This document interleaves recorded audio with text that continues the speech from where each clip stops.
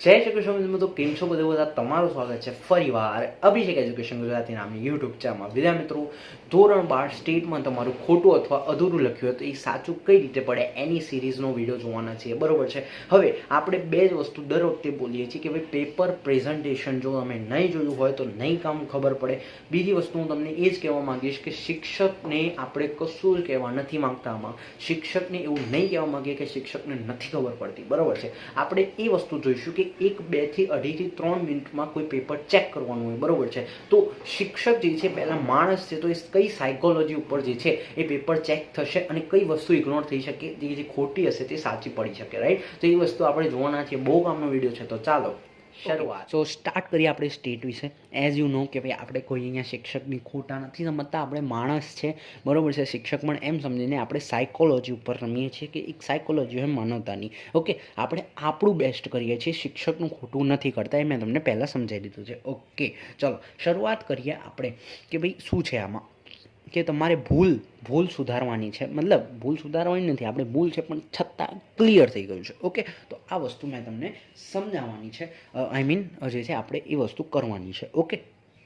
Okay, ચલો તો જોઈશું. એ સેક્શનમાં આપણે કંઈ જ કરી શકતા નથી, બી સેક્શનમાં પણ કંઈ જ નથી કરી શકતા. દરેક વિડીયોમાં કહું છું કે તમારે એક વસ્તુ ધ્યાન રાખવાની, જે આવડે એમાં જે તમારો દેખાડો કરવાનો, ના આવડે એમાં સિમ્પલ આ રીતે લખી દેવાનું, દેખાડો કરવાની જરૂર નથી. ઓકે, આ મેં તમને સમજાવી દીધું. અને જો વ્યાખ્યા જેવું કંઈ પૂછાય ના આવડે તો પણ શબ્દો ઉપરથી લખવાનું, બરાબર. હવે આ દાખલા ઘણા સ્ટુડન્ટ્સ હોય છે કે જે કોષ્ટક બનાવવા બેસતા હોય છે, ટાઈમ વેસ્ટ ના કરતા, પોતાનો કોઈ જ મતલબ નથી કોષ્ટક બનાવવાનો. કોષ્ટક ના બનાવતા પેપર પ્રેઝન્ટેશનમાં મેં તમને સમજાવેલું છે. ઓકે, આ બધી વસ્તુ પેપર પ્રેઝન્ટેશનમાં આવે. ખોટું હોય તો સાચું કઈ રીતે થાય? ઓકે, જો આનો કોઈ જે છે ઉપાય નથી. એકાઉન્ટ સ્ટેટ એવી શબ્દ, એકાઉન્ટમાં તો ચલો તો પણ ઠીક છે, સ્ટેટમાં તો હવે હું તમને શું કહું કે ખોટું હોય. આ જવાબ તમારો ખોટો આવ્યો એટલે અહીંયા ખોટું આવશે, અહીંયા ખોટું હશે કે તમારો આ પણ ખોટું આવે. આખો દાખલો ખોટો, ખાલી તમને આનો માર્ક્સ મળે.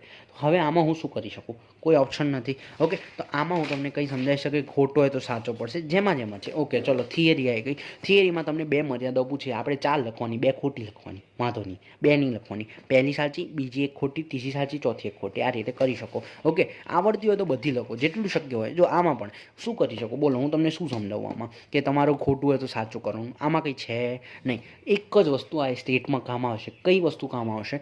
તમારે પેપર પ્રેઝન્ટેશન, જે મેં તમને સમજાવું. હવે આમાં જે તમને આગળ મળશે કે જેમાં તમારે આ થિયરી પૂછાય, જેમાં શક્ય હોય થિયરી આવડતી હોય તો થિયરી લખો. જેમ કે અહીંયા તમને જે છે લિમિટ અને લક્ષ વિશે કંઈ પૂછાયેલું છે. ઓકે, વિધેય વિશે. વિધેય એટલે શું? તો ભાઈ હવે આ વિધેયને જે છે તમારે લક્ષ અને એના કાર્ય નિયમો પૂછાયેલા છે. તો લક્ષ કોને કહેવાય પૂછે છે અને કાર્ય નિયમો છે. તો જો કેવું મસ્ત લખ્યું છે. હવે આમાં ખોટું તમારું પડ્યું હશે, આ વસ્તુ બનાવેલી છે. ઓકે, આ વસ્તુ બનાવેલી છે, ખાલી લંબાયેલું છે. ઓકે, તો આ વસ્તુ તમારે કામ આવી શકે છે.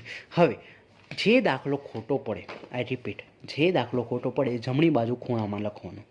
હવે એવું ના પૂછતા કેમ? ઓકે, આ વસ્તુ હું આગળ ને જેમ બીએમાં શાયદ મેં તમને સમજાવેલું છે, પણ મેં તમને કીધું એમ પદ જે છે આ નહીં દેખાય, આ શિક્ષક નહીં જોઈએ, તમારા આન્સર જોશે. તો કેટલી વાર શું થાય ખબર છે કે આન્સર તમારા સાચા હોય પણ તમારું અંદરનું ખોટું લખેલું હોય. ઓકે, તો એ અંદરનું કેમ ખોટું? કારણ કે તમે જે છે દાખલા શું આપણા સ્ટેટમાં બેઠા પૂછે તો સ્ટુડન્ટને ખબર હોય કે આનો આન્સર શું આવશે, તો એ હિસાબે જવાબ તો લખી દેતો હોય, પણ આ જે છે ખોટું લખતો હોય છે. એટલે તમારે જમણી બાજુ ખૂણામાં લખવાનું. કેમ લખવાનું એ હટાવો, એ બધું કરવાની કોઈ જ તમને જરૂર નથી. મેં તમને કહી દીધું કેમ, બરોબર છે. તમારે લખવાનું ખાલી માની સંખ્યા, બરોબર છે, માની લીધું. જેમ કે ત્રિકોણનો આકાર જે છે 180 વાળું હશે, માની લીધું. કઈ રીતે નહીં માની લીધું, 180 ડિગ્રી થાય. Okay, total. ઓકે, માની લો. ચલો, આમાં પણ સેમ છે, કંઈ કરી શકાય એમ નથી. હવે જે પાછળના દાખલા છે એમાં ખાસ કરીને તમારે સૂત્રો મેઇન છે, કોષ્ટકનું ફોર્મેટ મેઇન છે. જેમ કે આ તમારા લાસ્ટ યર પાસે, જો કે આ તો જીવન નિર્વાહ ખર્ચનો સૂચકાંક છે, પણ આ જ વસ્તુ કામ આવે છે લાસ્ટ યર પાસેમાં. ઓકે, તો જો સપોઝ લાસ્ટ યર પાસેનું પૂછાય, આ સૂત્રો તમને આવડવા જોઈએ. લાસ્ટ યરનું 1101, બરોબર, પાસેનું. તો આ વસ્તુ તમને હોવી જોઈએ. ઓકે, ચલો, તો આ વસ્તુ તમારે ધ્યાન રાખવાની. સૂત્રનું અંદરનું કોઈ નહીં, આ આખું બધાને. કારણ કે શું આ, ચલો આ તો સાચું પડશે, પણ જે તમારા બીજા દાખલા હોય પેલા યુવીવાળા અથવા XY વાળા, તો એમાં સહસંબંધાંકના દાખલા દરેકની મેથડ અલગ અલગ. કોઈ XY વાળું કરતું હોય, યુવીવાળી તો આખા બધાના અલગ. તો અંદરનું કોષ્ટક એમાં કોઈ નથી જોતા. એમાં તમારું શું ગણાશે ખબર છે? એક સૂત્ર ગણાશે. આ પણ ટોટલ અમુક વાર નથી જોતા કારણ કે બધાના ટોટલ જુદા જુદા હોય. ઓકે, તો એમાં તમારું સૂત્રનો મેઇન માર્ક્સ અને આનો મેઇન માર્ક્સ, અને તમે ખાલી દોર્યું છે એનો મેઇન માર્ક્સ. મતલબ તમે ખોટું ખોટું દોર્યું કે સાચું, માર્ક્સ તમને મળશે. આઈ રિપીટ, તમે ખોટું દોર્યું એ સાચું, તમને માર્ક્સ મળશે. તો તમારે કોષ્ટક તો દોરવાનું જ છે. એનો મતલબ તમને કોષ્ટકનું ફોર્મેટ આવડવું જોઈએ. અને જો દાખલો ખોટો હોય તો સાચો કરવાની આ ટ્રીક બને. ઓકે, ચલો. પછી આ તમારું ચેપ્ટર, પછી આમાં તો જો પેલું છે સહસંબંધાંક. ઓકે, સહસંબંધાંકમાં મેં તમને સમજાવી દીધું છે કે તમારે શું કરવાનું હોય છે. પછી આ ચેપ્ટર નંબર 2 છે નિયત સંબંધ રેખા. આના મોટા સવાલોમાં હું તમને સમજાવી શકું. બાકી આ નાના મેં તમને, આમાં તમને શું કામ આવશે ખબર છે? આમાં હું તમને ખોટું એ સાચું નહીં, આમાં સાચું હું તમને શીખવાડી શકું. કયું? 75 માર્ક્સ હાર્ડ ચેલેન્જમાં મેં તમને બધું શીખવાડેલું છે. ઓકે, ચલો. 34માં આમાં પણ કંઈ ખાસ નથી. આ પણ તમારો ટીવાય આપેલું છે ને બધું, ચોથા ચેપ્ટરનો છે સવાલ. ઓકે, બધું મેં તમને સમય વિશે સમજાવેલું છે, સુરક્ષ સમય. હવે જો આ રફ વર્ક છે, છેલ્લું પેજ છે. ઓકે, હંમેશા રફ વર્ક છેલ્લા પેજમાં જ ગણવાનું. ઓકે, અને આમ તમારી શિક્ષક આમેથી આમ કરશે, પણ આપણે જે છે આમ કરીને આવવાનું. રફ વર્ક ઉપર આમ મોટું ટાઇટિંગ મારવાનું, ટાઇટલ મારવાનું. હવે કેટલીક વાર શું થાય, તમારું રફ વર્ક એટલું બધું વધી જાય કે અહીંયા આખું બધું વધી જાય. અહીંયા પણ કેટલા રફ વર્ક કરતા, ડોન્ટ વરી, તમે કરી શકો, કારણ કે આખું રફ પેજ છે. ત્યારે તમારે ટાઇટલ એક જ નહીં મારવાનું, પણ અહીંયા પણ લખવાનું રફ વર્ક, કારણ કે તમારું આખું ભરાઈ ગયું તો આ રફ વર્ક વંચાશે નહીં. તમે અહીંયા પણ રફ વર્ક કર્યું હોય કે અહીંયા પણ. ઓકે, પછી તમારે અહીંયા પણ ટાઇટલ મારવાનું રફ વર્ક, અને પછી આમ ચેકડો મારી દેવાનો. તો પછી આમ દૂરથી લાગશે કે ભાઈ આ રફ વર્ક છે, આને જોવું જ નથી. પછી શિક્ષક આગળ વધી જશે. ઓકે, ચલો. I hope you understand. પછી સંભાવનાના આમાં ખાસ કરીને યાદ રાખજો, ઘટના આપી છે તો ઘટના તમારે લખવાની હોય. કેટલાય સ્ટુડન્ટ જોયા છે ઘટના એ કરતા નથી, ડાયરેક્ટ પી ઓફ એ લખતા હોય છે. બોસ નહીં યાર, તમારે ઘટના લખવાની હોય છે તો એ લખો. આખી ઘટના લખવાની છે, એનો પણ માર્ક્સ છે. ઓકે, નો ડાઉટ મેઇન તમારો આન્સર આ છે, પણ તમે ઘટના લખો કે 2 બલની પસંદગી કરતાં બંને બલ ખામી રહિત નીકળે, અથવા એક બલ ખામી રહિત નીકળે અને એક બલ ખામીવાળો નીકળે તો અજવાળું થાય. આ એક ઘટના છે, તો એ તમારે લખવાની છે. કેમ નથી માનતા તમે આ વસ્તુ? તો એ લખો અને તમારે એ હિસાબે કરવાનું. આન્સર નંબર 36માં કંઈ ખાસ નથી. આ શું છે? તમારું સંભાવનાવાળું છે. અરે સંભાવનાવાળું નહીં, આ તમારું બીજું ચેપ્ટર છે. ઓકે, ચલો. એમાં પણ કંઈ ખાસ છે નહીં. પછી આ તમારું બીજા ચેપ્ટરનું છે આખું, તો એ પણ તમારે આમાં હું કંઈ સમજાવી ના શકું ખોટું છે કે સાચું છે. ઓકે, સીધો આન્સર છે. ઓકે, પછી આગળ જો હું તમને કહું તો સેક્શનની તમને પાર્ટ 2નો છે એટલે તમને અઘરો લાગતો હોય છે, બરાબર છે. સંભાવના હંમેશા કીધું છે ઘટના લખો, હંમેશા, બરાબર છે. ઘટના લખવાની અને લખવાની જ. ઓકે, અને અહીંયા એમ ખાસ કરીને પ્રયત્નો તમારે કરવાના રહેશે. ઓકે, તો એ મેં તમને કહી દીધું. ઓકે, એમ અને એન તમને ખબર છે શું છે. ઓકે, ચલો લેટ્સ ગો. આગળ જોવું કે આગળ આમાં કંઈક હોય તો આ ચેપ્ટર તમારું. ઓકે, હવે આમાં તમારે આકૃતિ જનરલી બધામાં આવતી હોય છે.